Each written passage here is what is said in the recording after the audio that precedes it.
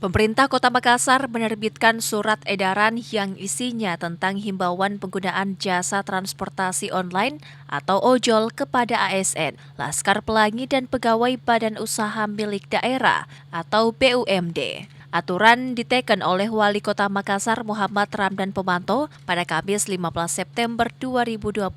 Hal tersebut berdasarkan pertimbangan hasil rapat koordinasi di mana membahas pengendalian inflasi dan pengurangan penggunaan bahan bakar minyak atau BBM. Dalam SK tersebut sejumlah poin yang diatur seperti menginstal, mendownload aplikasi penyedia jasa transportasi atau ojol di handphone masing-masing, kemudian setiap hari Selasa pada hari kerja, agar menggunakan jasa transportasi online atau ojol pada jam kerja, baik itu menuju atau dari kantor, maupun perihal operasional lainnya. Pegawai juga diminta melakukan swafoto selfie bersama pihak jasa transportasi online atau ojol dengan memperlihatkan atribut jaket. Dengan memperlihatkan atribut jaket atau ID card yang dikirimkan ke atasan langsung atau kepegawaian. Teknisnya adalah kita tidak pakai mobil pribadi, motor pribadi, kita naik ojol semua.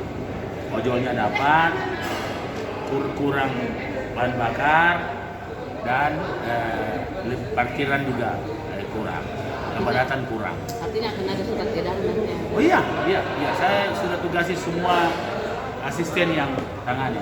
Wali Kota Makassar Muhammad Ramdan Pomanto menjelaskan, Ojol Day merupakan salah satu upaya pemerintah untuk menekan inflasi dengan mengurangi penggunaan bahan bakar. Selain mengurangi kemacetan akibat parkir, juga dapat membantu perekonomian pengendara ojek online dan masyarakat. Ira, Fajar TV dan Fajar Radio melaporkan.